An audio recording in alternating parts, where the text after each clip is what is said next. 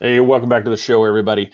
We have got a kind of a special show. This is a crossover one. I've got a couple of the guys from Fightbook MMA here, Roberto Villa and Arlow Jumper, are going to join us. We're going to be talking about paranormal investigations in MMA. How do those cross? And it's just, and this is going to be one of those exciting things because it'd be a nod to kind of our past where we used to talk a lot about fighting. So we kind of go back to the roots and then also at the same time touch on a subject that we all love and the paranormal and the investigations. And so it's a really cool crossover. We'll talk about a episode that they did where they actually interviewed somebody while doing an investigation. And that was pretty cool. But the Fightbook MMA guys are, guess what? Next. Welcome to the Three Beards podcast. My name is Craig, along with Austin and Chris. Passed to a new generation of Americans born in this century.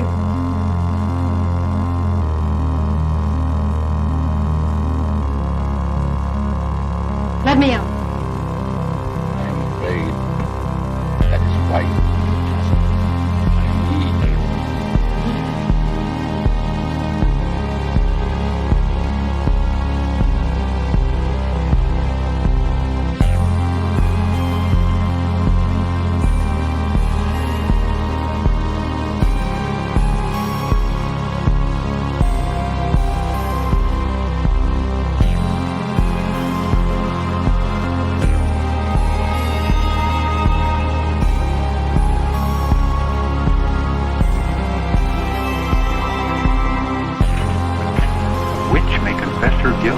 Then live to send the innocent to their death? Is this justice and honor in Massachusetts colony?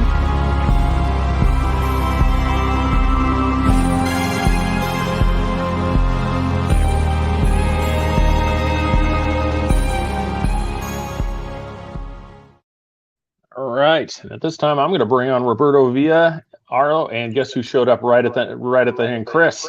He made it. There he is. How you doing tonight? How's it going, guys? I'm doing good, man. So, all right, he saved me. He's more into the, he still keeps up with MMA, so he's going to be a lot more in touch with this. So, but all right, well, hey, once again, we kind of, it's been, I don't know, probably about a year and a half or so that I've known you, Roberto. Mm-hmm. Yeah, it's been almost 2 years, man.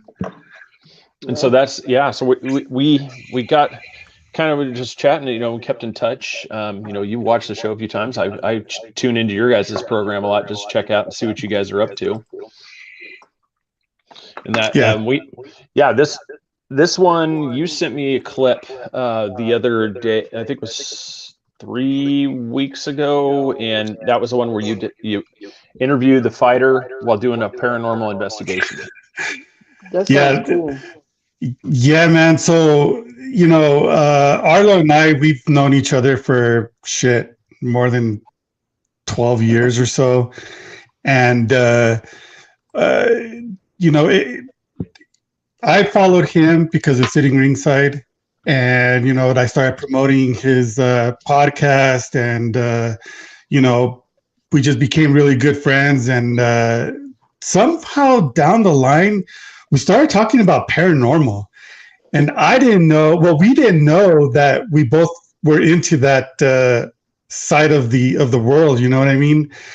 And what was it, Arlo? Maybe, I don't know, 2-3 years ago, we started talking about having our own show because we started talking about our own experiences that we've had. Mm-hmm. And so we came up with an idea. It was like, well, we both love fighting. We know a lot of fighters. And we love the paranormal. Why don't combine both? That's crazy. That's amazing. So yeah, right. So I started, looking around and seeing who would want to go with me at this abandoned slaughterhouse. And my buddy Isaac Valley Flag, who's a UFC veteran and a current bare knuckle fighter. He was always text me, a couple times here and there, and he was like, "Hey, I would love to go to an investigation with you." And so that light bulb clicked, and I called him up, and I was like, "Hey, do you want to go with me in 2 weeks and check out the slaughterhouse? Around midnight or so?" And he's like, "Let's go." So we showed up. It was a place where you have to kind of sneak in. There's no trespassing sign on there. It's fenced up, but it really isn't. So it wasn't like we were trespassing in private property because there was no trespassing sign. And there don't have to be a sign for you to be trespassing. Yeah. So is that one of them don't ask, don't tell? I'm here. That's it. And if you want to know where the location is, sorry, I will not tell you. You're gonna have to look for it yourself. And I've got it up on the screen. Just the way I did it. Yeah. Got it up on screen for everybody, so that it's, you can go to that channel, Exploring the Unknown.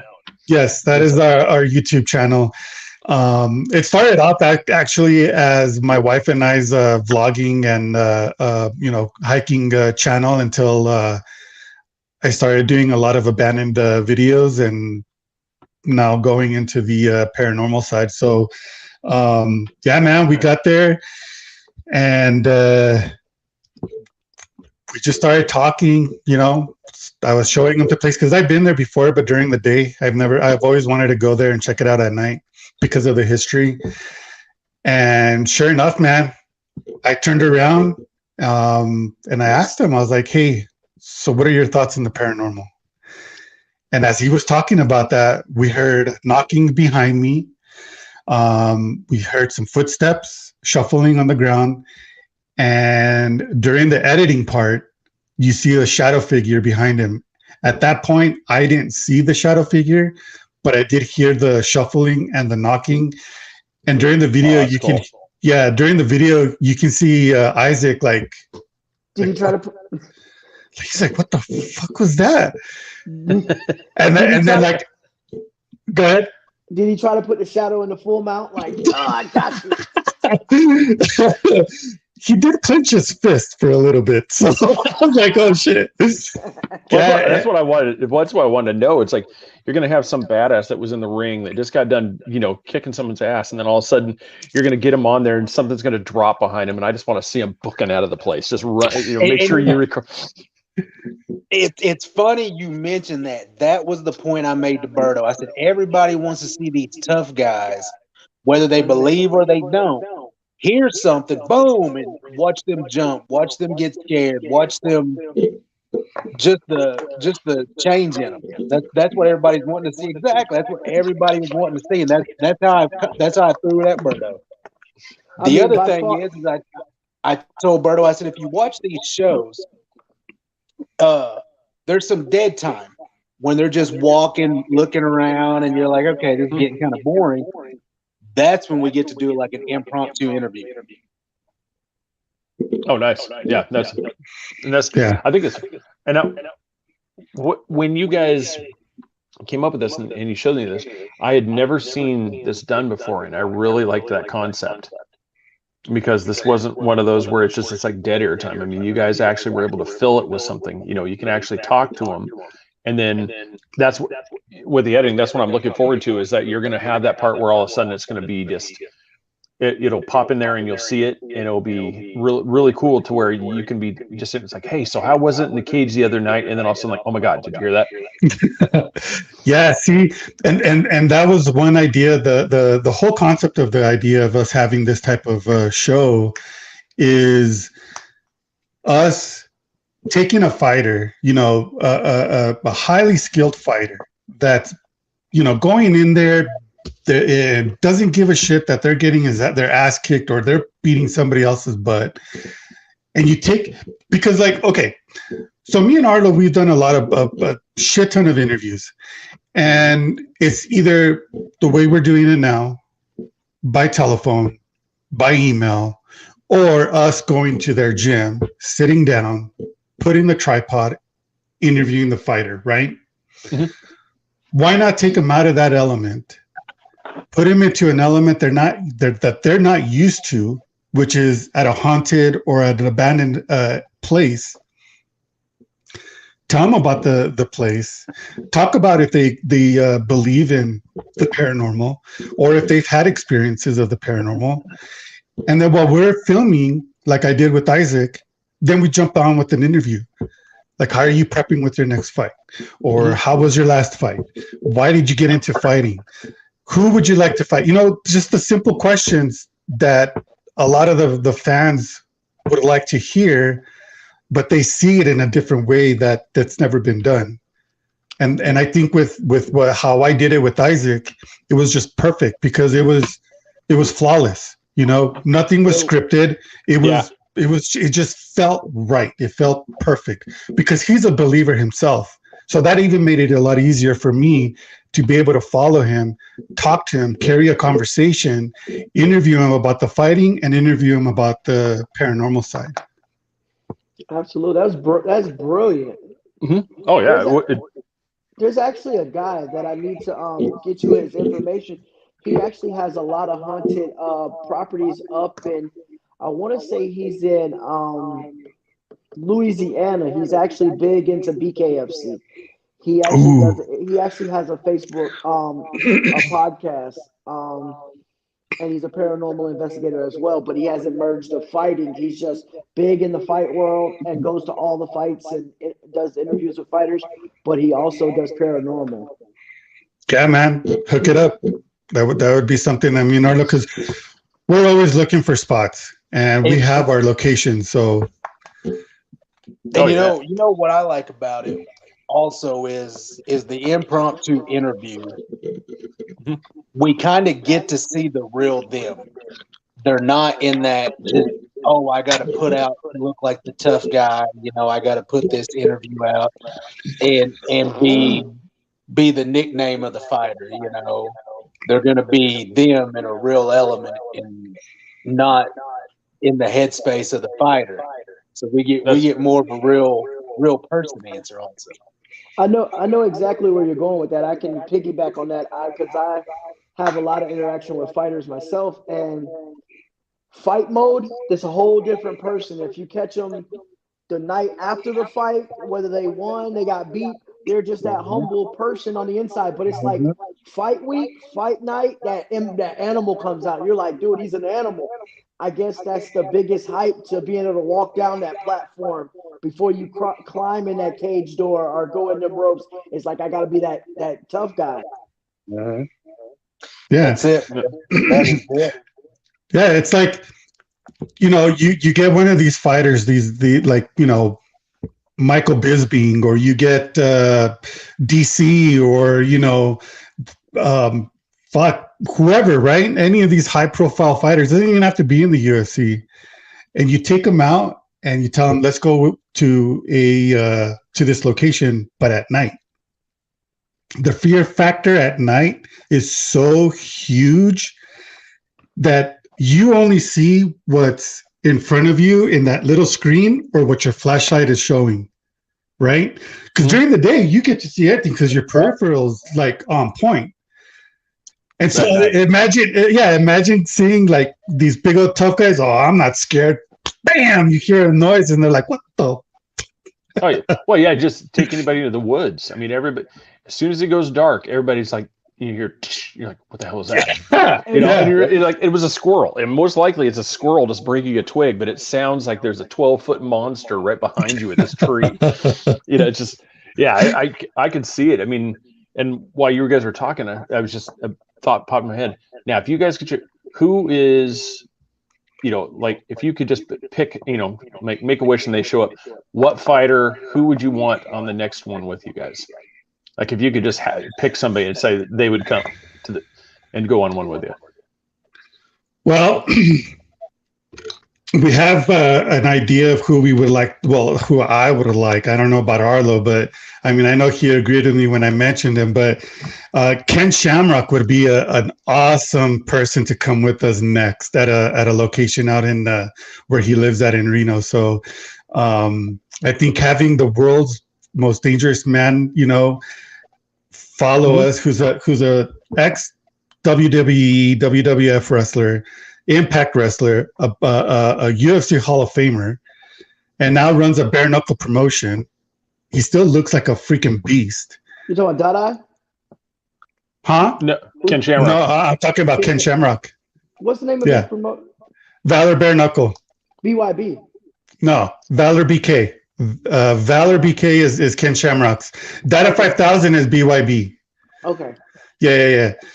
So Ken Shamrock for sure I would love to have next. That would be like that would just be badass. like I'm all about Ken. I love Ken Shamrock. But if you're just talking about if we could just make a wish and it happened, Yep. I always tell Berto, you made it if we can get like Chris Jericho, even though he's not an MMA fighter. But the dude is like a rock star and he's huge on the paranormal. That's a really good one. Yeah,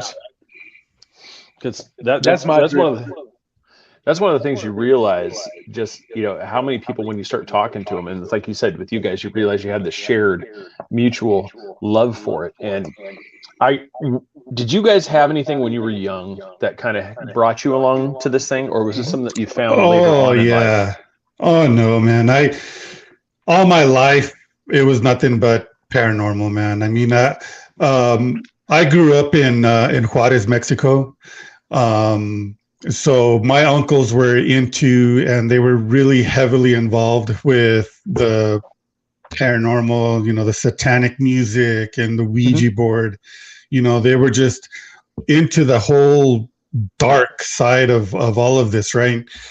And me, growing up there for 15 years, that's all I knew. And one time my little brother was with me, right? And it was raining. I mean, lightning, thunder. I mean, it was just crazy. And he wakes me up and he's like, "Hey, there's somebody outside looking at us." And I didn't open my eyes. I was like, "No, it's probably one of our uncles," right? So I was like, he's like, no, there's somebody there. So I wake up, and sure enough, this dark shadow just standing in front of our door, the water not even hitting him or it, right?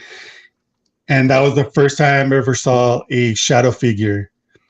And that scared the shit out of me. I was like, wow. I was probably like around 8 years old when that happened.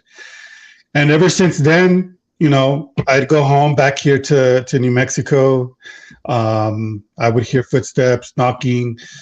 We actually lived next door to a haunted house. That place scared the crap out of me, man. Because every time I'd go visit my friends that lived in that house, you just hear the footsteps running on the attic, shadow figures, whispers. I mean, you name it, you hear it, because that place was scary. And then, Arlow, before we get to you, I was going to do a follow-up on that one. So you said with the rain wasn't interacting with the shadow figure. So do you feel, because there's always that thing, is it of this realm? Is it from another dimensional? Is it, is it more on the spiritual side? The thing, what do you think, if you had to guess, what do you think that was? I mean, do you think it was, from somewhere else, and that's why it wasn't interacting with the physical part of this world? Or do you think it was just something supernatural, that it was diverting the water away from it? Oh, most definitely supernatural, man. It's got to be. I mean, spirits come in all forms and shapes and sizes, right? Mm-hmm. So me living in that house with my uncles, knowing what they do, I think they have opened a portal at that house. And, they always say that the water, lightning, rain is a superconductor of the paranormal. So that night, I think it was just so strong that I believe that's why it was able to divert that water. So it was very interesting, man. No, so Arlow, what about for you? Well, I grew up in Oklahoma, man. That's Indian country. We got a deep rooted history in the paranormal. Even with just stomp dances to powwows to different things we all do spiritually over here. And it's crazy over here where I'm at, the little town of Tahlequah is actually the ending point of the Trail of Tears. Yeah, so just tons of crazy energy in this little town. I'm kind of new to the area, to looking into a lot of these things. I don't know if I hate to put you on the spot if you guys haven't either, but do you think like the Skinwalker, do you know if the history dated back, like centuries prior, or was this something more common to where this possibly could have been something that was a product of the Trail of Tears? I'm going to say something along that area. I bet it was generational before, because we were here so long before was it 1692, 1492, before the discoveries over here. So there's a lot of years prior to that were undocumented. Yeah. So okay.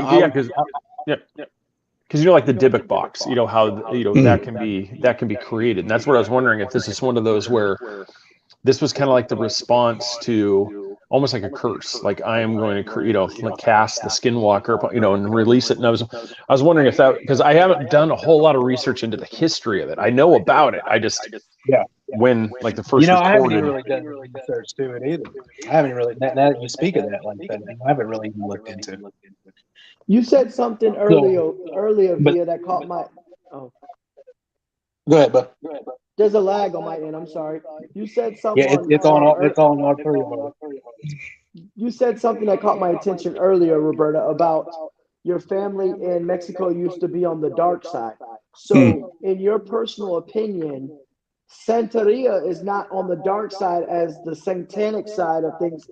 What is your personal opinion on that?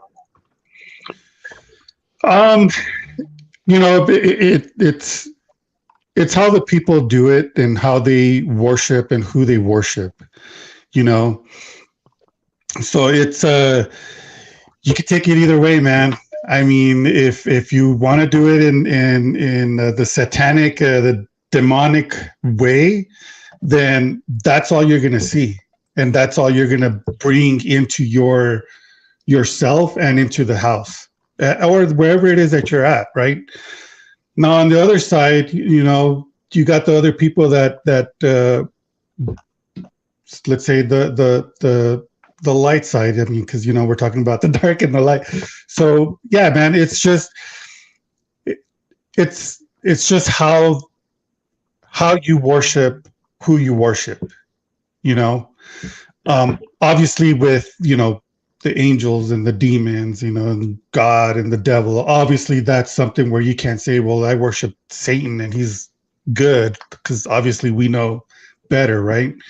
But I don't know, man.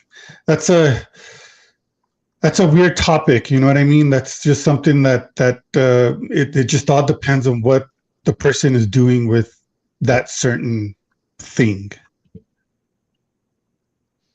Good. That was perfect. That was a good answer. Yeah. No, it's pretty much kind of like with anything. I've said it from a few shows. It's like this pin. You could write an amazing story, or I could stab the person I walk next to the street with.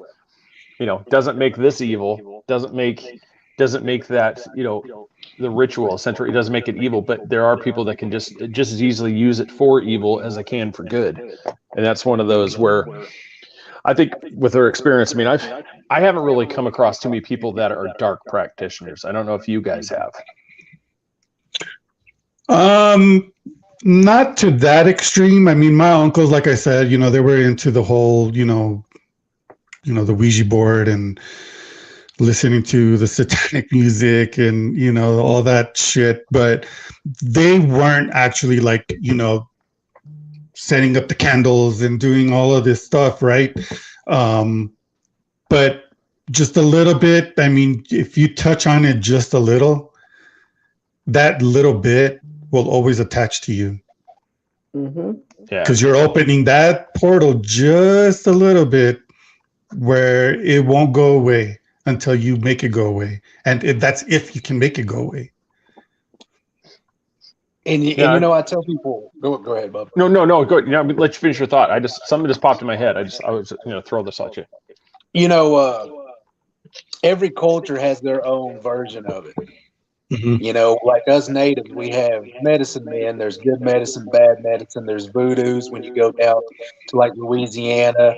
A lot of white folk call it witch doctors, you know, and people don't realize it's all over every aspect of the world.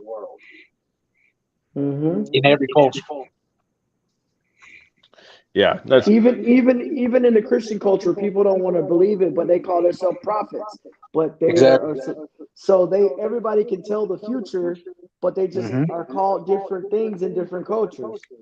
Babalao, Babaloso, witch doctors, medicine man, the priest.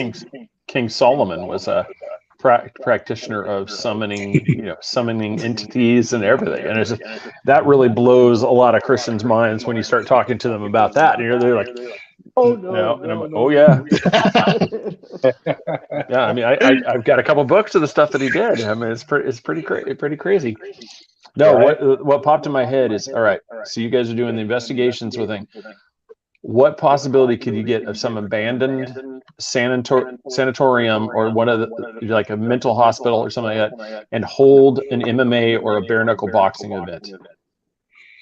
Oh, dude, that would be hot. Because the energy that would be generated in that place, and then after the show was gone, you guys stay and you do an investigation, and I bet you that thing is just going to blow up. You guys will get stuff for days, evidence. Yeah, absolutely.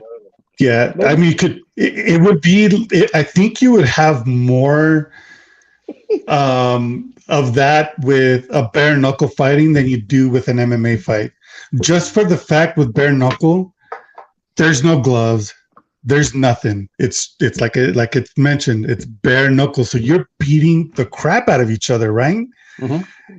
So that energy in the crowd, like kick his ass, blah blah blah. We want blood. Well, that will bring out the whole haunted spirits that roam that asylum or the jail or wherever it is that this promotion would hold an event. Afterwards, that whole energy, that rage, that anger, all of that, bro. Come you're welcome. Yeah, you're welcome to that idea. Run with it. Make it happen. That's my gift to you guys. Make it happen. We're working on something here. You got to get with a promoter and even do an Emmy show in one of these places. They'll rent out anything for an Emmy show. Hey, we got a funeral home that's going to allow us to come and set up in a sanctuary and do an Emmy fight. And everybody's got to sit down on top of coffins. To touch base on that, I'll agree with the bare knuckle side. Because bare knuckle is a lot more like what everyone's been through. Yep. And there's a whole different animosity when you're going in there for a bare knuckle event, even though it's still sanctioned, even though it's still more of the rawest form, in my opinion, of fighting. It's more raw than MMA. It's more raw than boxing because of the straight fist. Just bare knuckle, like they probably had done in those asylums that you were talking about to do one in. There's probably a lot of hands-on activity that went on in there. So there's probably a lot of rekindling energy as well. That's a good point, man. I like that one. That's wild. Make it happen. Arlow, I'll tell you what, I'm gonna draw notes. I'll tell you one of the coolest ones I've had, and I would look for security cameras that night if we put them up, because it wouldn't just be what you hear. Because if it had crowds, you probably wouldn't notice what's going on, unless it was like beside you in the seats, or something. Well, just upstairs have all the static cameras just on, just recording. Like I used to work at a casino, and we had 3 black and white cameras in there. And the rest were all colored. Out of like the 100 cameras, 3 of them were black and white for some reason. And we used to call this thing Slimer because it was built just like Slimer, and it would go through the doors, move around in the offices, come back out, and he would lose it when it hit the color cameras, and then you pick it back up when he'd hit another black and white camera. That's crazy. Mm. Yeah. Well, how about doing both at the same time? You have the event, and then you have the paranormal investigators investigating the place. Yeah. At the same time. You'd have to figure out where you could put the crowd, and then you'd have to figure out where you could put, and you'd have to really distinguish because the crowd noise in a building like that would carry. Mm-hmm. Like echoes would go forever down hallways. You'd probably you'd have to divide it somehow. Yeah. Yeah. Because I know like those places, like they're going to have like a cafeteria, a hospital, where some place that's going to be that could easily be used as an event room. Yeah. Oh man. Yeah. have like the middle, just even with like 500 people, and then just having that event. Oh my God! I'm just picturing the event like Mankind and Undertaker, Hell in a Cell type thing, just where this is just the smoke and everything. Everybody's just the whole like Halloween type event. Imagine having an event at Alcatraz if it was still available. Imagine having an event there. That would be that'd be wild. Yeah, or even at the jail that's here in New Mexico, in El Paso, the old jail there that had that whole deadly riot. Yeah. Yep. Yeah. That would be an amazing spot there. Yeah, because there'd definitely be a room big enough to put a cage, a ring, squared circle somewhere in there with the audience. You could have that whole thing, and then easily you could have somewhere people investigating during, but then definitely when everybody's out, the gate doors are locked, and then you guys just basically have all the gear and you just go to town. You just, whoever's with it, you just start doing your investigation. Start everything. Since y'all are big MMA guys as well as bare knuckle guys, I was telling Craig that they should sell the stadium. This is pretty random off the subject, but they should sell the stadium from the highest seats down, and then just do like a fighter meet and greet, because smaller kids can't see. We've had cage side seats, and you cannot see cage side. So the higher seats should go for more, and the lower seats should go for less. And then they have like a meet and greet, so you can get that interaction that you want with the fighters. Most people just pay to be down there at the cage side just to see the fighters, who's going to walk by. But I think that would be a brilliant idea for a promoter. And I love that idea because to me, the cage side has lost its flair to me. Like, it's not about real fans the closer you get to the action. It's about social status. Mm-hmm. That's it. It's almost like boxing. It's how much I can pay to be down there, and if I can get on camera, and like I totally agree with you, man. No, I love that idea. That's a great idea for a promotion, because like you said, if you're down there on the floor and you're 5 rows back, you're not seeing anything. Like UFC, the highest tickets I think for the cage side is like $6,000 for the one that's coming to Jacksonville. It's like $6,000 for one ticket. So basically, for $6,000, if he gets between that cage ball, you're not seeing nothing between the side of the cage. You're like, dude, I spent $6,000. I better stand up.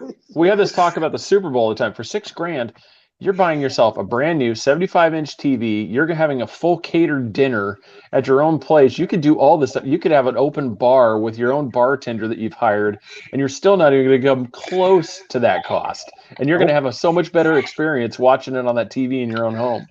So and then still charge a cover $5. Yeah. Still make a profit. Still turn a profit. Yeah, it's just work out something.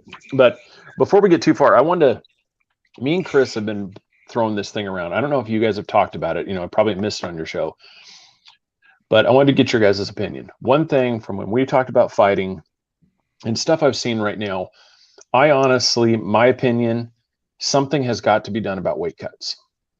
It's ridiculous, because I'm watching fighters that are losing 30 to 40 pounds and they're suffering kidney problems. And we'll just use it as a commodity side here. Well, the fighters, whether people like it or not, the fighter is a commodity for these promotions. So why are you putting your talent, this commodity, at such a high risk of injury? Because when these fighters are so dehydrated, I guarantee you, in a few years, we're going to start seeing CET issues. There's going to be CTE is actually what it is. So, but this is going to be some major stuff, because there's one. I mean, how many fighters now have you guys seen in the last? I would say, just think back in the last year, almost pass out on the scale. And so, yeah. More that I can remember. And why is nobody raising the alarm on this must change? Because if I walk around at 200 pounds, why am I being allowed to fight at 165? No, I got one even better. I seen a fight a couple weekends ago. I got one even better. By the second round, the kid was sluggish. I mean, like, real sluggish. He walks around. I asked him, I say, "Real, my man, what you walk around at?" He's like, "I walk around at 190, 195. He cut to fight 145. He was fighting literally at 145. So you realize how many pounds? That's like 40-something pounds he lost to fight. By the second round, he was sluggish because he was dehydrated. And I'm like, wow, are you serious? You want to know what a lot of that is? And this is coming from a coach. That's a lot of people getting ready, getting in shape during camp. You don't get in shape during camp. You come into shape. You come into camp in shape, and then get ready for the fight come fight night. If you're on a pro level, your only job is to just fight. You should honestly be 10, 15, max 20 pounds over your fight weight. And you can still enjoy life being 20 pounds over your fight weight, 15 pounds over your fight weight. These guys they win 75, 100,000, $1 million, $2 million, and then they get really complacent, or they get to the next level and they get into UFC or they get into LFA and they start making those runs where they're going to get bigger, and then all of a sudden they decide to take days off. And so that's it. I don't think it's as much as a weight cut issue as it is a trainer issue, as it is holding the fighter accountable for his own weight and what he's doing outside between fights issue, as it is that. So there should, kind of like a sequel there, Roberto, I'm going to let you, jump in here too. Should there be a max, like an actual maximum that you can cut, just straight across the board, like 10 pounds, 15 pounds? That's it. If you have to cut more than that, you're in the next weight class. You got to move up a weight class. Yeah, I mean, like a lot of these fighters, they think, oh, I walk around at, let's say, at 190, but I'm going to fight at 145 or 160, right? So they cut all that weight, they make it to weigh-ins, they make the weight, then they rehydrate, and they think that they're going to go and be the bigger, stronger fighter because they're coming in at their walking weight. And then by the end of the first round, coming into the second round, they look like shit. Absolutely. But it's because they lost all that water weight. They depleted themselves so bad that it takes a toll on their body. And that's what a lot of people don't understand. So for me, I feel if you walk around at 190, like Arlow said, then walk around at least 10 pounds over the fight weight that you come in at. Because 10 pounds is easy to cut. You can cut 10 pounds in a week. I mean, you don't see this as much. You don't see this as much in the UFC because these guys they train 6-7 days a week. But you see it in the smaller promotions where these guys make a little money, they take off, or they have to work a full-time day job, so they train after work or they train here. You see it more with the smaller promotions versus UFC because these guys are really trying to be top contenders. And, because the smaller promotions, it seems like these guys, they're used to get first, second round knockouts. And then they're used to, okay, I can cut 20 pounds because I'm going to knock him out first round. They go into that second round, into that third round. But you stretched. You never see them fight that long. You're like, holy shit, I'm tired. These hands getting heavy. You can do it all the time. You might see them. They're like their record might be 14-2, but they got 10 knockouts. So they're used to getting you out of their first, second round. It started getting into that third round. You're like, boy, this boy tired. Now, Craig, to touch base on what you were asking Berto about, should there be a limit? I don't think there can be, because there would have to be so much of like of them paying another person to physically go and weigh you, you know, right out the gate. There's another fee no one wants to pay, because that's going to come out of somebody's bid. I just think that it's, if you come in, I've had guys I pulled out of fights, like, and this was recent. I told him, I said, I'm not going to work with him. I told him, I said, dude, you're coming in 6 weeks out and you're 35 pounds overweight. That don't work. It don't work that way. You're not in shape. You're trying to get in shape during camp. You're just now going to be remotely ready to start your fight camp by the time it's time to actually go fight. Yeah, and that's kind of what I was getting at. Whereas it's not so much that somebody else has to go through and check. It's just one of those. Like right now, I'm 275. I'm just, you know, so I'm already in the super heavyweight class. You know, so it's, you know, but let's just say like I'm trying to fight at the 200. You know, the 220, somewhere in there. So if I can stay in, like you were saying, if I'm going to fight there, I can stay in shape at 220.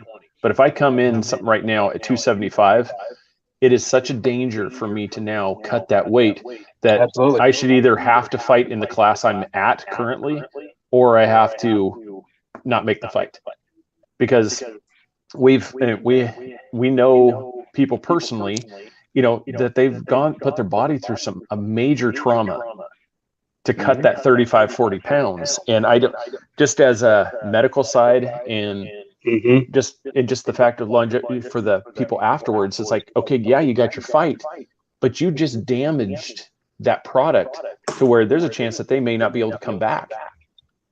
I'm going to give you all a great story about this. I know a guy, he's a fighter. I used to work with him. I haven't worked with him in years. He decided to go from heavyweight down to 205 to light heavyweight. And he's not built for a 205 guy. Even if he gets down to that, he's just not built for it. And even if he was going to be built for it, to me, that's a year-long process. It's just losing weight and reshaping your whole body to get you down to that weight. Well, this guy cuts from 265 down to 205 to make this fight. Jeez. And he's still a pound and a half over on weigh-in day. So they give him the hour to go run around and do his thing. And this is going to tie into the show. This is where it gets creepy. He's running out in the parking lot in 100-degree heat in a sauna suit. And he starts looking over, and I know his cornerman because they were telling me the story with him. He starts looking over his shoulder to the left, and he goes, hey, who is that out there? And they're like, dude, there's no one out there. And he said, there's a tall guy out there looking like he's dressed like Halloween with like a big ass hoodie on. And they're like, dude, there's nobody out there. And so he's like, all right, well, I'm going to go sit in the truck and turn my heater on and just sit in the truck. And he said when he went to his truck, he goes to unlock his door, and that thing is on the other side of his cab, just standing. Oh, my God. And he said, I never looked at it because I was so terrified. So he just stands outside in the heat and runs back into the building, weighs himself still 3/4 of a pound over. So he has nothing left to lose. Absolutely nothing. There's nothing left. And goes down and it's like 3/4 of a pound over. And they're like, hey, man, we got to get you an IV. They're doctors there. They're like, hey, we got to go load you up, man. We're going to put you up in this office. We're going to get you an IV, start getting things fluid in you. And he said he's laying there talking to his wife. And he looks up in the corner where the TV's at, in the corner of this room he's in. And he said the light gets real bright of the TV. And he said, I'm like, damn. He looks at his wife and goes, damn, that TV's bright. And she's like, what are you talking about? And he goes, then he lays his head back, and he said it swears like he blinked his eyes. And when he blinks his eyes, the nurse is in there. And she's like, "Oh, hey, you're back." And he said, I was like, "What?" She's like, "Yeah, you like passed out or went to sleep." She's like, "We were fixing to start really checking on you." He said, I was like, "No." He's like, "I was sitting here talking to my wife," and she goes, "Your wife hasn't been in here. It's only been me." Wow. Yeah. And so I was like, "Dog, you were probably on the break of death just to make that way." Yeah, that's exactly what I'm talking. It's just that's crazy. I mean, is it because the story? It's like he probably opened himself up to seeing something like that at the same time, but at the same point, at what part was he hallucinating? Yeah. I mean, some of it was probably a lot to do with the dehydration, the heat, but it's the things he was seeing that gets me. To me, there's hallucination, and then there's something else. Like if he had seen a mini horse run through, something out of the ordinary, but you start seeing something that looks like death.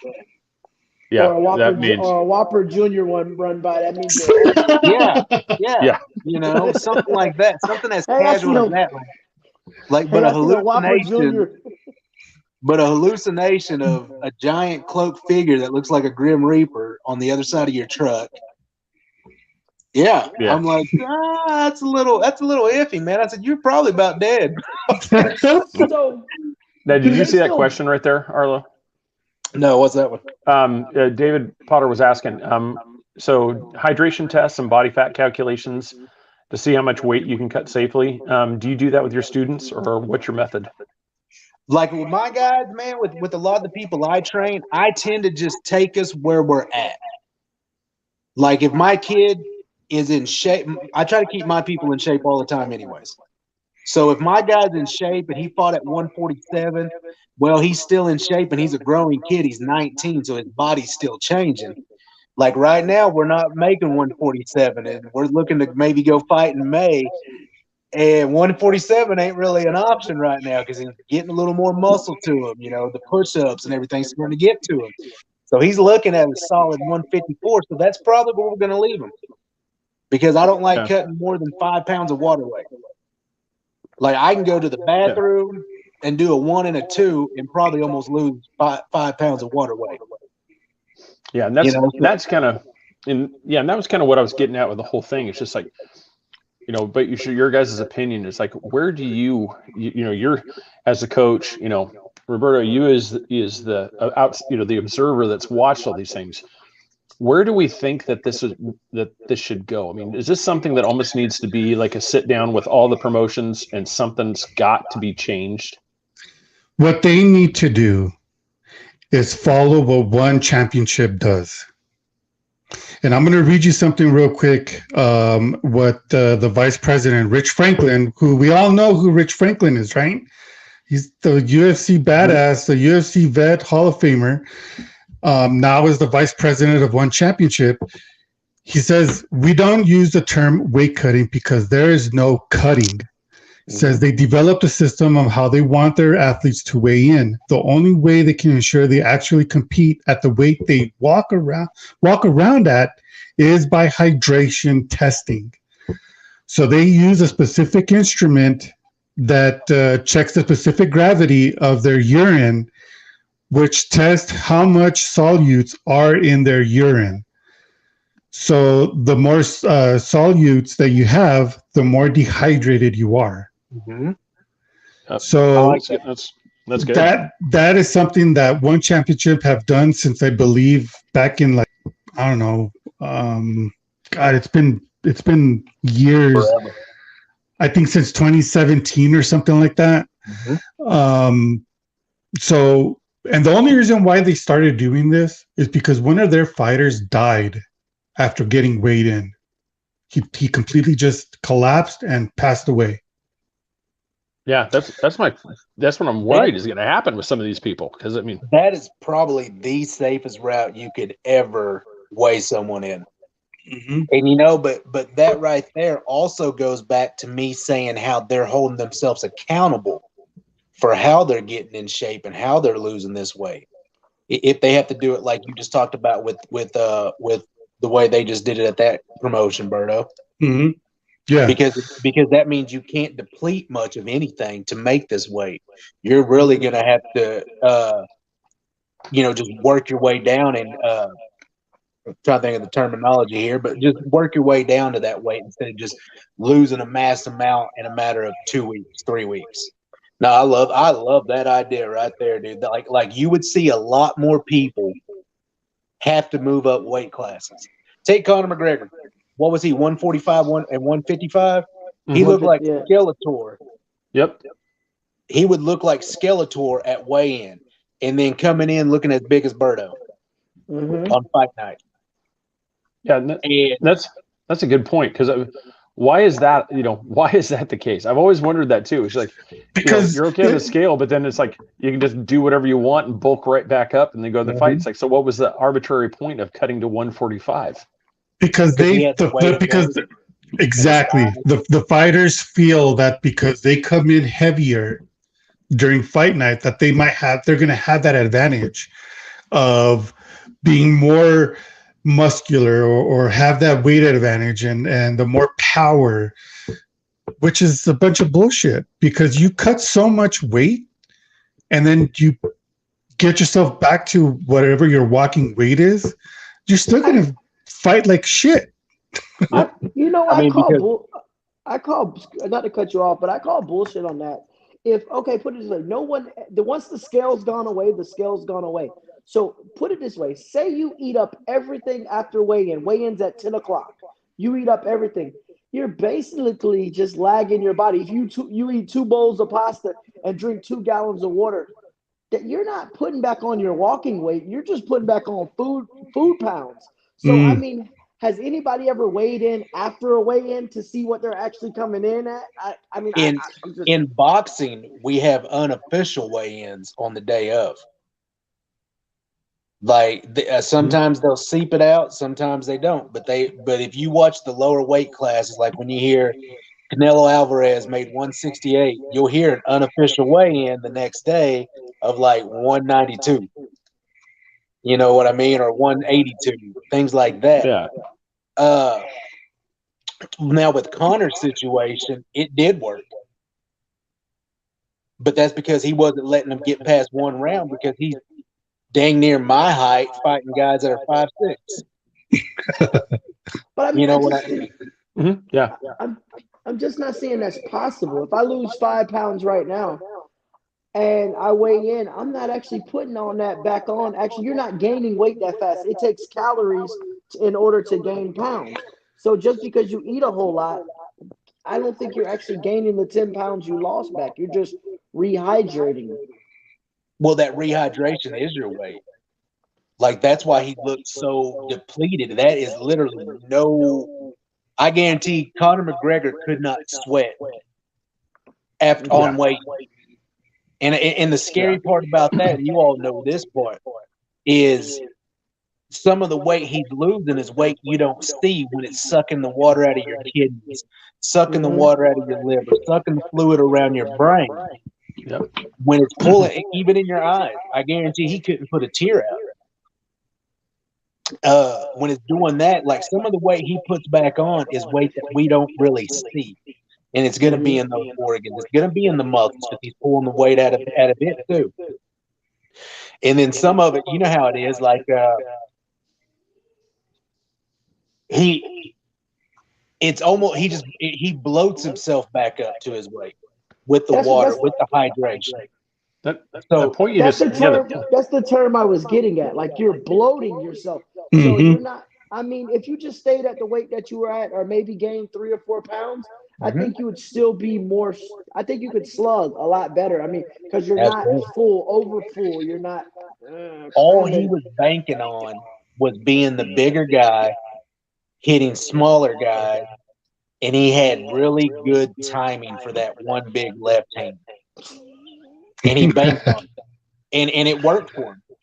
Because obviously, as he started gradually moving up in these weight classes, he's not knocking anybody out. These dudes are taking his shot and still looking at him. But when he was fighting in them lower classes, Jose Aldo couldn't handle it. Jose Aldo took one lick on the chin and went to sleep. You know, a lot of these smaller guys would come in and try to brawl like they do with and they're standing up to here to.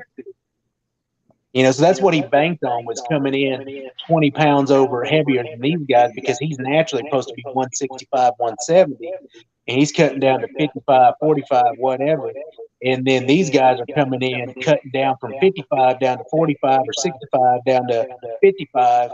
They're only cutting 10 pounds maybe, and they're blowing up to maybe 5 pounds over on weigh-in day. While he's blowing up 20 extra pounds. And the thing he banked on was that 20 extra pounds behind that punch. Out of all the fighters I talk to, they'll never say, but they don't have to say it. What to me, what gotta be the most demoralizing thing ever is when you hit a guy with your biggest shot and he looks at you like, I'm still here, buddy. So after that, every other wad you throw, you're like, shit, I gave him everything I had in that right hand. And he looked at me like, that's not enough, buddy. Then you're like, shit. You know, like what I tell my guys is I tell them, you know what you signed up for. I'm ready for you to eat my best punch, but can you eat it for every round? That's all I'm looking for. It's easy to eat them in round 1. It gets a little tougher in round 2. Well, they start hurting. Now I'm feeling them in round 3. Feeling a little more in round 5. All of a sudden, it's making me dizzy now in round 4 and 5. You know, so and that's what I tell them. We got a saying in ours. A lot of people go out for that one big punch, like you were mentioning, and then they don't know what to do when someone handles those big shots. We have a saying in boxing. I'm more of a boxing coach than anything, but we have a saying that you drag them out to deep waters and drown them. And so that's my favorite quote. There's two of my favorite quotes in fighting. One, we drag them out to deep waters and drown them. Take them somewhere they ain't been, the long haul. Number 2 is I teach you how to fight off your back foot, and that's knowing your reach, knowing your opponent's reach, and I'm giving you just enough rope to hang yourself, because then you come in and I'm dropping it. I think Canelo is one of those. I think Canelo and Mayweather are by far one of the smartest fighters when it comes to counting steps. Canelo can pivot out because he don't want to touch the ropes. He knows how many. I mean, imagine counting all this while you're getting hit, like Mayweather and Canelo. You're counting, okay, 3 steps, I'm at the ropes, so I need to start angling. I need to start, maneuvering out to try to throw a jab. And that's. And people don't get this, and people get mad because I've been putting this all over social media because it annoys me about Instagram boxing trainers. Putting cones out, putting ladders out. That's not going to teach you what you just said. That just looks good for clickbait. But you got to learn that through a teacher that can teach you how to do that. And then you apply that in some light training and some light sparring, and then work it up to a harder sparring, and then a harder sparring, then a harder sparring, and you're still adding on to that same thing that teacher taught you. But you're picking it up, making it faster and faster and faster every time by making it with light sparring, and then you do it with a little bit harder sparring. Then okay, here we go. It's fight camp time. Time to put it all to the test. And that's why we don't stop training even in between fights. And when you don't stop training in between fights, that's where you don't gain the weight. If you keep training in between fights, if you stay consistent with your running, with your bag work, with your road work, with everything you're doing, you ain't going to be 25, 35, 45, 55 pounds overweight. I don't want to say it's impossible, but it's damn near impossible. I think this happens a lot too. When you have a fighter in the circle, whether it be a cage or ring, I think sometimes they lose sight of what the trainer's telling them until you get them in the corner for the break, because you might tell him body, body, body, because you're seeing as that angle as sitting on the stool on his corner. He hit him with that body shot and he cringed up. He didn't like it. He's not going to knock that guy out. So he might as well go back to that body, chop down that tree. Start from the body and then go to the head. So you're like, dude, why is he not working the body? I told him. So then you get him in the corner. He's like, I know, coach. I should have worked the body. I should be working that body. But then he goes right back. Then he goes right back out there for that knockout. You're like, dude, the body. He doesn't like that body shot. You want to know why? Because you didn't work enough of it in training. And it's too late on fight night. It's too late on fight night to fix that. So he lands that one punch that you taught him, but not to follow up on the body. He's still working that one. I step to the outside. I step to my left on the outside, step out and up, and throw that liver shot. But I don't follow it up to the body. Now I'm still following it up to the head, and that's because your mitt work's done that. His sparring's done that. His bag work's done that. His bag work wasn't, bam, where did his hands go? Oh, okay, they went up. Well, then I'm going to keep working to the body. You see what I'm saying? Like, and that's where I tell people that's the difference between trainers and teachers. If my guy's fighting a taller guy, we're going to work the body the whole night, but I got to have him working the body in training, or come fight night, it's not going to register here. It's going to keep going to that headshot when he thinks he sees an angle. Every time he cuts an angle, it's going to go up high. Every time he cuts an angle, it's going to go up high. So, see, I mean, that's more what I see in boxing, but MMA, you have many more weapons. So you can work the head with the foot, you can work the head, the body with the feet. So I mean, I see there's a lot more weapons, but in boxing, you start putting that glove behind on that kidney and keep working that kidney. He's already dehydrated. He's already probably full of water. Start working that kidney and then go back up top to that head. Yep. And one of the most beautiful shots I've ever seen to the body comes from MMA, which was one of the biggest shots that I used to love out of MMA from the body, which he set up beautifully, was Leo Machida would always throw that left knee to the liver. And you never seen that. And I think that would kill more and more now still. But nobody throws. And I'm not a knees and kicks guy. I teach guys how to break a guy's face with these, and then we go home early. That's my goal. I know my job when I come in to train an MMA fighter on his hand. That's it. I'm not trying to tell you when to throw a knee, how to throw a knee. I'm not telling you when to shoot, how to shoot. I feel I can see those openings, but that's not my job to tell you because I'm not that coach of it. But I always feel that move right there, man, because Machida's throwing it going backwards. He's throwing it stepping in, and it. Look at the Tito fight when he dropped him with that liver shot. I'm like, man, Well, we're talking body shots, kind of thing. What was your guys' take? Was it a paid dive or was it real? The Jake Paul, Tyron Woodley. That was a KO. Because I said I thought the way we were talking about it, I go, it really sets that up where people have been talking about. You saw this flick. I'm like, I think it was all he was waiting for the punch and he went right. You know, he's waiting for the body, and that's when he dropped down, and that's when he caught the chin. And he dropped. I've had this discussion with Roberto a million times. Roberto told me bits about this a million times. If you watch the 20 seconds leading up to that knockout, and I hate to say it, but Jake, you can tell he's training. He's training and he's getting a little better. But if you watch the 20 seconds leading up to that, he feints a jab to the body. And he don't want no more of that body shot. He's like, and Woodley tries to parry it with his right arm. Well, he didn't drop his left, and Jake twitched. Well, he feints again, and this time he throws the left arm down. And when he did, bam, he followed it with that overhand right to the left side of his face, and that's the end of it. Sadly. Yeah. That's what I hate that. I hate that Woodley lost to fucking Jake Paul. that's what I be trying to tell everybody. Everybody talking about Jake Paul turned his glove. He's not an experienced fighter. He doesn't have many years of boxing. So you got bad habits. So him turning that glove was kind of like, okay, I'm going to lean into this body shot. And then I guess he decided not to, and he went up top with it. So he didn't signal for him to drop his hands with that turn in that glove. No, he was just trying to figure out where he was going to shoot that shot. Everybody's like, oh, no, he turned his glove. He's not an experienced fighter. Now, if somebody else did that, like who's got many years of fighting, I'd be like, yeah, that might have been rigged because he turned that glove just enough to try to figure out which way I'm going to set him up. Absolutely. It just lined up perfect. Absolutely. And you know, like I tell people all the time, you watch a lot of, even guys now, even guys with experience have bad ticks. That's just a tick. What he did with that hand and twitched it was just a tick. And that's because he was thinking about throwing it, and he's like, nope. And you can watch guys right now that are on UFC that are fighting for top rank. They'll have ticks. One of my fighters, Brian Porritt, he knocked out a guy in like 10 seconds. We were at the Hard Rock Casino in Tulsa. And the reason we knocked the guy, or he knocked the guy out, is because I seen the guy's tick. And I said, he doesn't even know he's doing it. Watch him. Every time he do this little shimmy with his hands, he pump his hands and then throw something.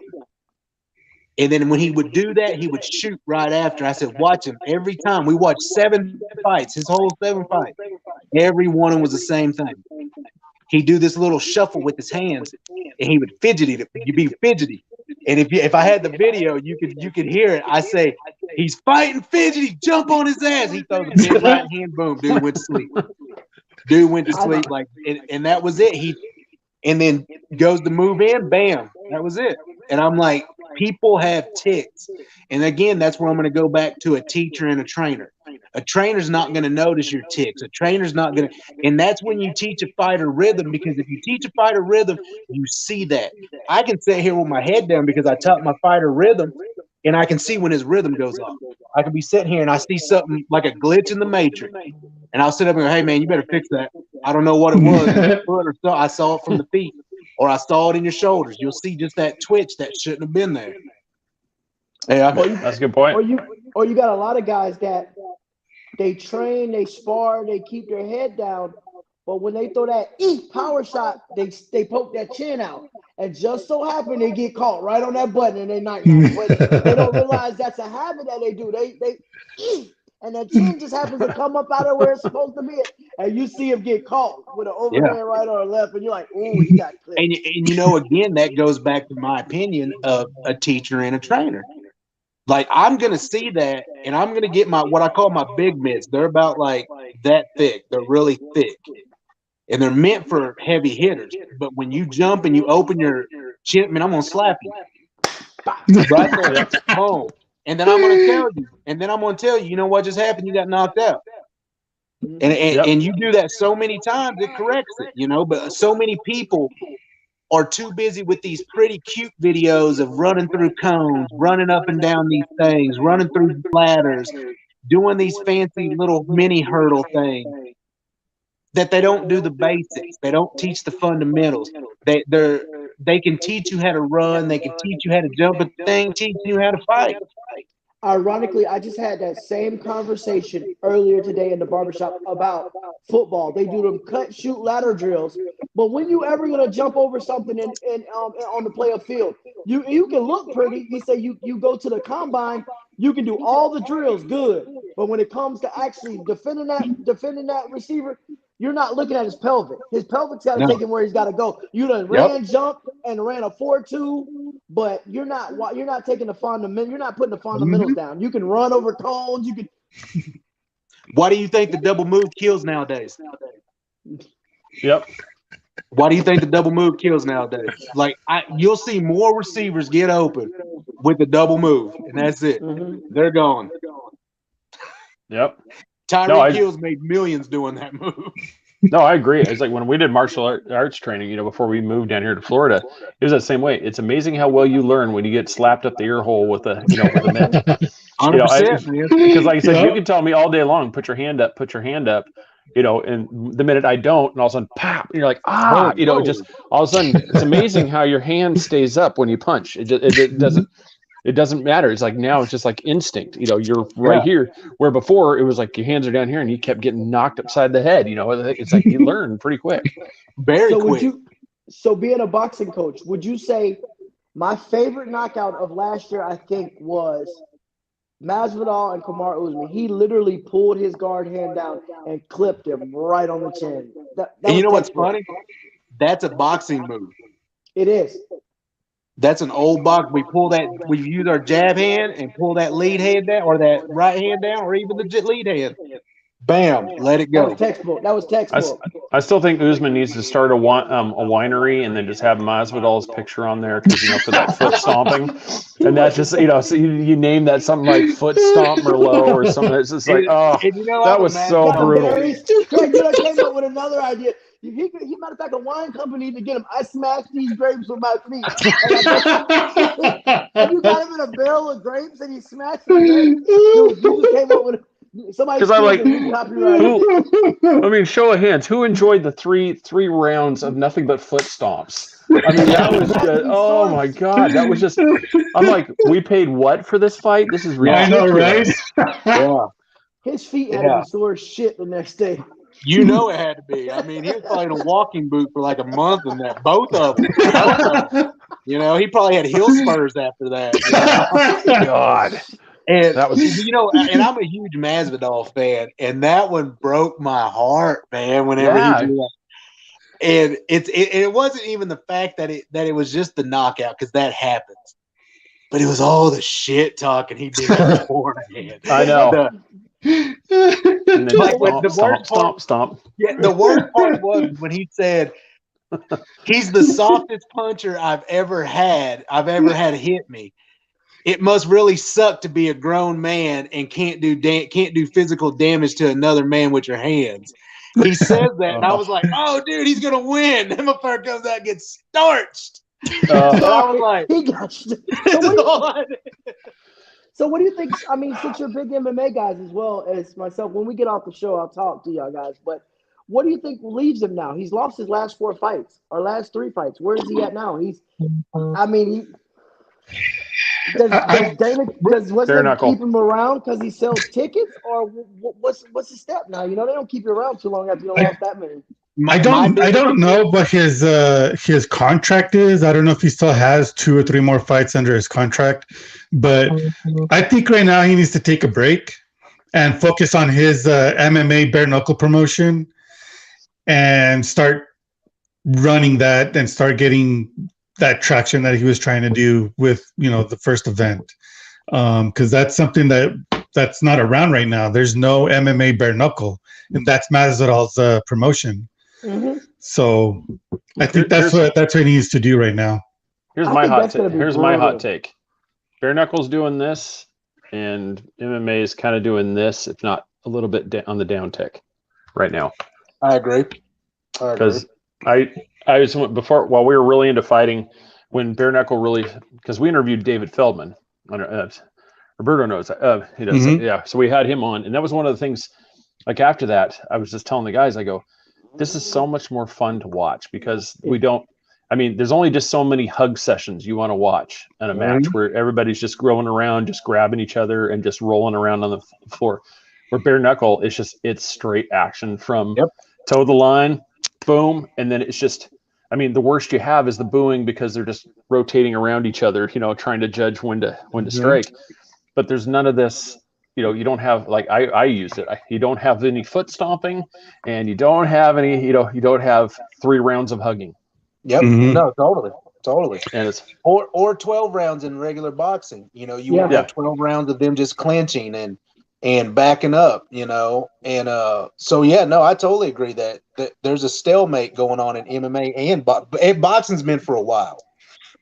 MMA will never do this, but do you think that there should be a standing time, like where the ref breaks it up and then they have to get back up to fix that? Because like I said, I mean, as a product, it is so boring to watch a full round of them doing nothing but just sitting here trying to, you know, move each other's legs and arms.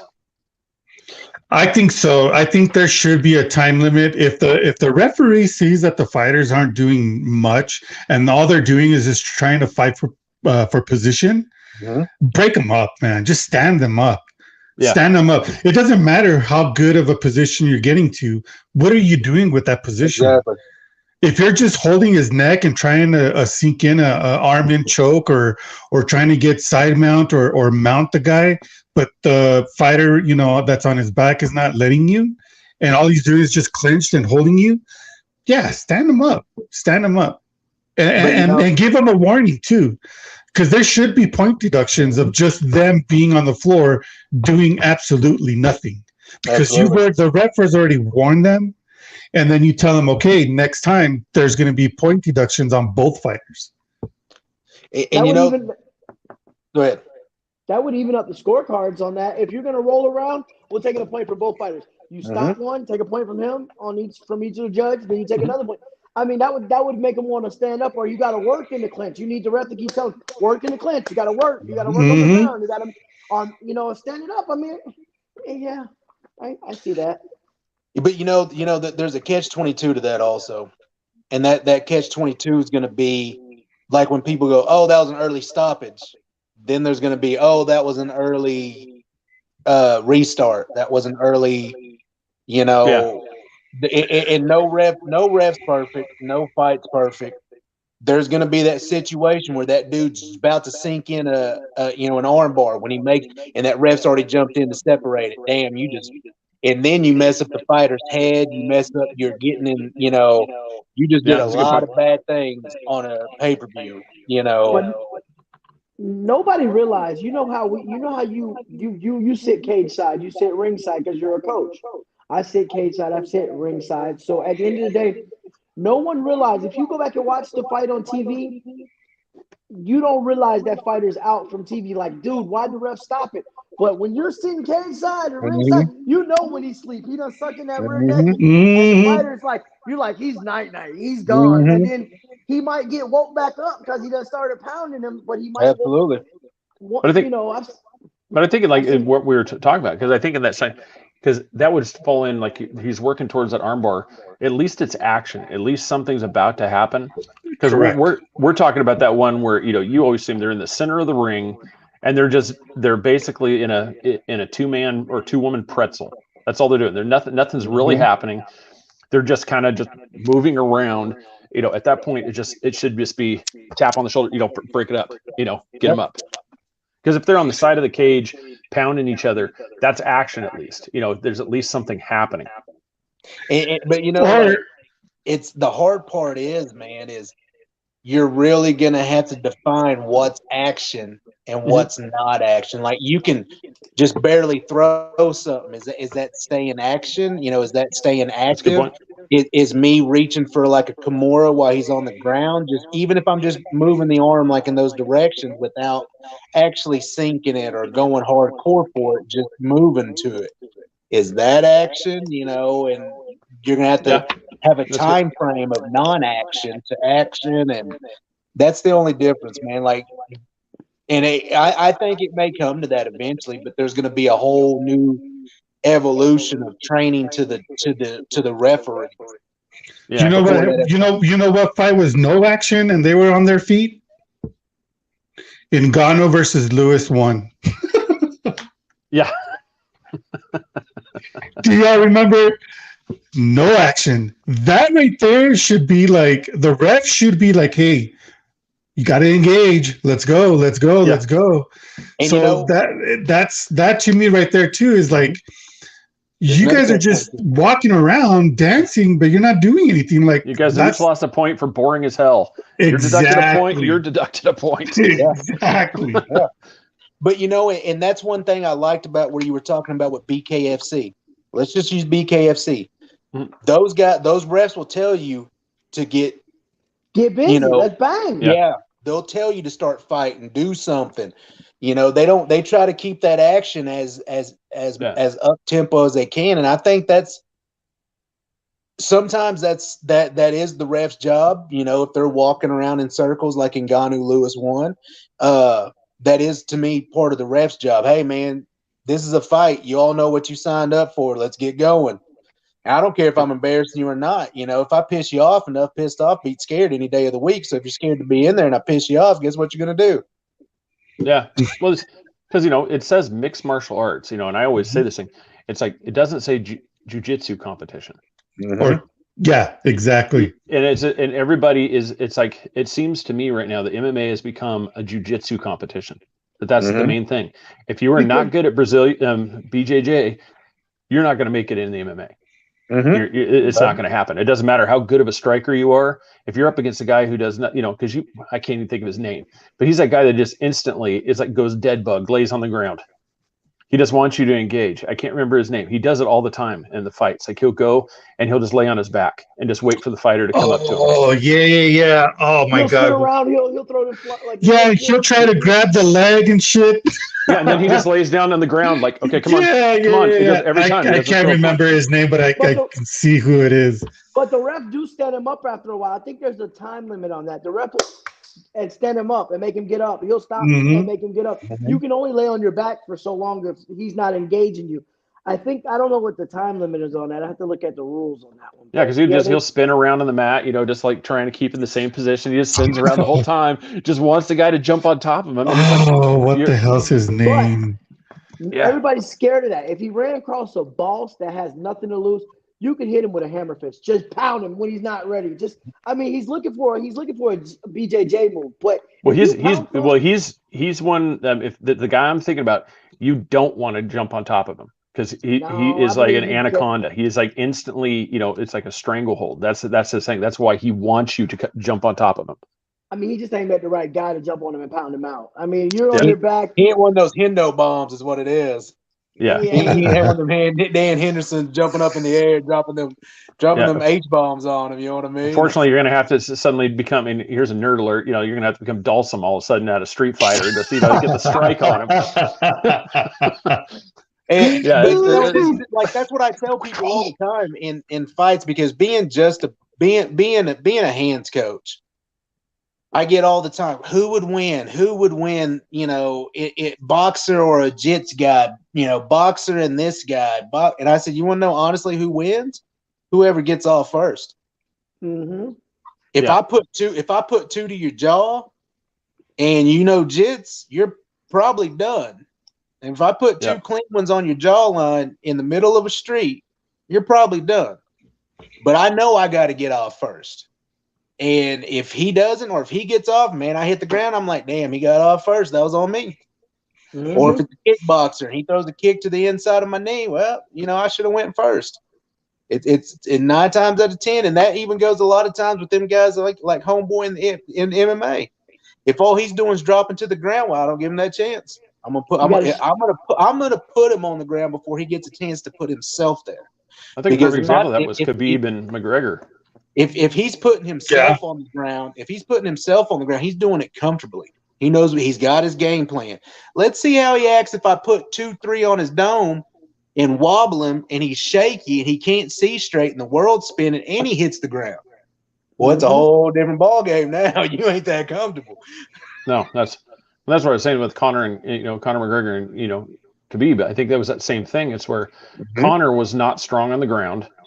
He was a striker. Khabib was not a striker. He was on the, he had just enough to do the punch, and then he was on the ground, and then he'd finish it from there. And I think that was a perfect example. It's like you have the alter egos up against each other, and you saw that where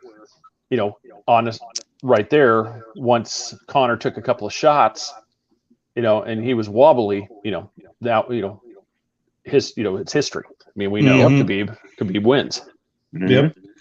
And then it's awesome that you mentioned bare knuckle, because I work with for Ken Shamrock, and his bare knuckle promotion is different from the other promotions.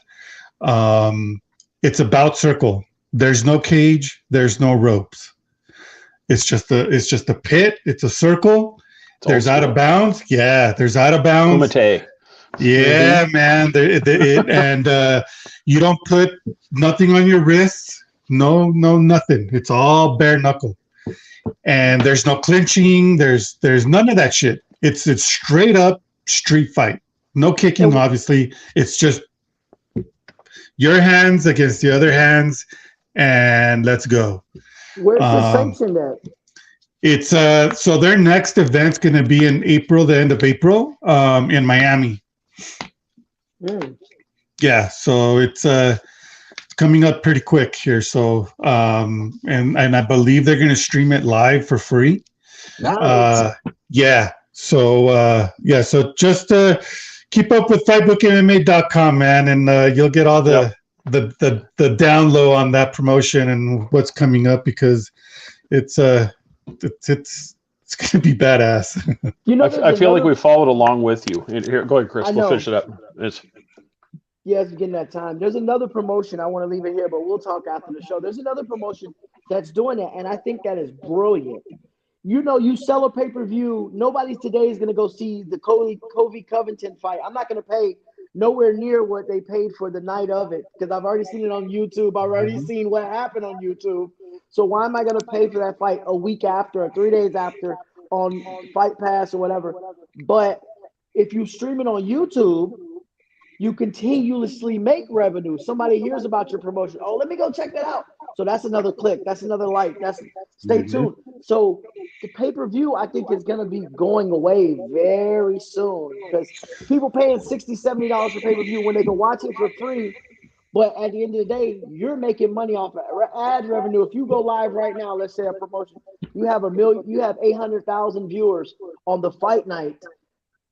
They're running ads like crazy. You're making money, maybe more than the pay-per-view sales. I don't know. We'll have to see how it plays out in the future, but I think that's the way it's going. Well, look at Habib's promotion, Eagle FC. It's all for free. It's on the app and it's on their website, and it's absolutely free. All the events are going to be free. So what he's doing is, like you said, he's generating revenue off of sponsorships, off of views, off of subscriptions, off of gear. You know, it's the smart move to do. And like you said, on YouTube pays good if you have that traffic and you have the views. And let's say that it's a huge event and you put it on YouTube for free, bro. Half the world is going to show up and watch for free. And you got high caliber fighters going toe to toe when you're used to seeing this type of fight on a pay-per-view that the UFC charges like $80. Plus on top of that, you got to pay the subscription of ESPN Plus. Absolutely. Somebody has cornered the market with that idea. Like, well, I'm gonna get paid from ad revenue. I might tell somebody it's on my Facebook page. Somebody might stumble up on it and watch it 6 months later and subscribe and then go back and watch all of them. So I think that's going to be the new way. Pay-per-view, $80. You're like, dude, $80? Are you serious? And you know, in a sense, it already kind of is. Like with DAZN boxing, you know, you pay $20 a month, and you'll be able to watch Canelo fight Cinco de Mayo. You know, or you pay $80 that night for a pay-per-view, or I pay $20 a month and can watch anything they put out. You know, every month, kind of like UFC Fight Pass. But that you're still paying. But that you're still paying. But the YouTube, they broadcast their whole show on YouTube. You pay nothing. Just tune in on the night. You've got half of the people that can't afford it watching it for free. But you're making money off them for watching your show. Yep. But they're still getting paid for sponsors. Even through the Fight Pass, even through the DAZN. So it's going to go back to, as fucked up as it's going to sound, to greed. That they know if they can make it $10 a month times a million subscribers, there's $10 million on top of what they got from sponsorship, on top of you see what I'm saying? Yeah. I think you'll see the apps like the DAZN, the Fight Passes, all them. I think you'll see them drop in prices, and that's when you know something's rolling with the YouTube stuff. And because they're going to have to compete with someone thinking that way. Yeah. And the thing about it is, as long as like Top Rank is on top, the Zone's on top, Fight Pass is on top, sadly the casuals are what makes them their money. So if they can appeal and say $10, $15 a month to the casuals, those people will go and pay $10, $15 a month and still watch a Khabib thing free on YouTube, but not as many casuals will be there because they're still sadly casual. Even like BKF TV is $4.99 a month. I spend more than that at Starbucks a day. So it's like, right? Yeah. Yep. So I mean, we spend more than that for a gallon of gas. Oh yeah, yeah. Like that's going to be the next thing, you know. Well, damn, I just paid $5 for a gallon, you know. I mean, shit, I can do a $4.99 app. I posted on Facebook yesterday. I said, these gas prices is higher than some of y'all's credit score. That ain't no lie. That ain't no lie. That is not no lie, man. I used to work in the car dealership industry. I see a lot of people. We gotta wrap it up. We gotta wrap it up here. All right. So basically, we followed suit with kind of followed in your guys' footsteps. But for anybody that wants to follow Fightbook MMA, it's pretty easy. You can go pretty much anywhere. If you type in the words Fightbook MMA, you're gonna find them on Twitter. I think, are you guys on TikTok? Yes. Yeah, so TikTok, Instagram, Facebook, YouTube. I mean, you just go through it. Just Fightbook MMA, just just right there. And it makes it super simple, and it's so go check them out. Like I said, subscribe to them on Facebook. Go to Facebook. Go to Facebook. Like I said, YouTube. Just go down the list and just support them. Just thank them for doing all this stuff. Same way, Exploring the Unknown. Yes. So check that out, because they got they've got upcoming ones coming here soon, like I said, and so just keep following that, because that watch the show that we just talked about earlier this episode, and watch that, and you'll see why it's such a cool thing. It's unusual because it hasn't been done before that I've seen. Yeah, so, and then just to iterate on that, man. I mean, that was a huge idea that Arlow and I wanted to do for like the longest time, is to do a show with a fighter outside of their element, but bring them into our element and still interview them. Yep. So like you said, nobody's doing it. We're doing it. We're starting to do it, and it's going to happen. And it's a cool idea, man. It's a really cool idea. And what's awesome is that this has been a 2-year process. We've had a lot of people BS us. And we finally got Sean. What's Sean's last name, man? Let's give him a shout out. Yeah, Sean, he's the one that edited the video. And he's trying to get doors open. Yeah, he's trying to get the doors open for us to get into either Netflix, MTV, Vice, UFC Fight Pass, which we're trying our hardest to get on, is to UFC Fight Pass because of the fighters. It's freaking awesome. That video, that's the third one with the red, Craig. Yeah. So Sean's last name is Gill. That one right there. I went Bigfoot hunting with a MMA referee. Nice. Yeah. Joe Coca. That's the referee that I went with. So I was kind of already playing around with the idea of taking Joe with me. So it was pretty cool. It was a really fun experience. Now, I know we're running out of time here. I'm just trying to fit something in here real quick. Yeah, go for it. The thing is everybody who watches these videos from you all's podcast, from Fightbook MMA, everybody go to Exploring the Unknown on YouTube, and let's get some requests for it. The more people, the more output we can get for it, the more demand we can get for it, the closer we can get into getting in one of these major networks to put this show together for y'all. So we also still need, we need some support. We need some cool feedback. Leave us some comments, some likes, all the above. We can start hitting those thousands and multi-thousands and 100,000 of likes. Yeah, it's going to do wonders. It's going to change the ball game. So let's get everybody's support out there for this. Man, like I said, this has been a 2-year process for me and Berto. We've had a bunch of people talk big and never show up for us, and we got out of nowhere. Sean's been a blessing to us, man, and giving us the respect and treating us like we're already $1 million show, because he thinks it's $1 million idea. So if you all think it is too with us, man, click, like, share, do all the above for us, people. And we'll comment, like. Yes. No. So, well, guys, like I said, appreciate it. Like I said, hang out. Like I said, we'll talk to you after the show here real quick. But this one has been brought to you by 3beardspodcast.com, because we're still without a sponsor. We're trying to get a sponsor. We're still trying to get a sponsor. But you can support us, we have our own beard oil. You can go to Outer Realms Bathworks and pick that up. Tanya Medea makes that for us. She's really great beard oil. Yeah, I'm talking to her about coming up with cryptid themed beard oils. So where like the Jersey Devil is a cinnamon cinnamon, I said flavor, cinnamon scented. You just go through the different Mothman, you have these different, you go through all these different, different scent blends that you could do along with a different cryptid, so you could have the Thunderbird, you go through this. I'm not sure what you'd scent the Skinwalker. I don't know if you'd really want to do that. That sounds a little bit. That sounds like I'm wearing the Skinwalker beard oil. Ooh. I bet just you are. Like, smell like a little decomposition, a little something else. Yeah. Smells a little fishy. I don't know.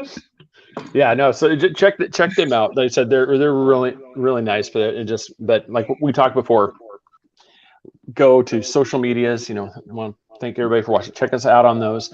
Just like, subscribe. We're on TikTok, Twitter, Instagram.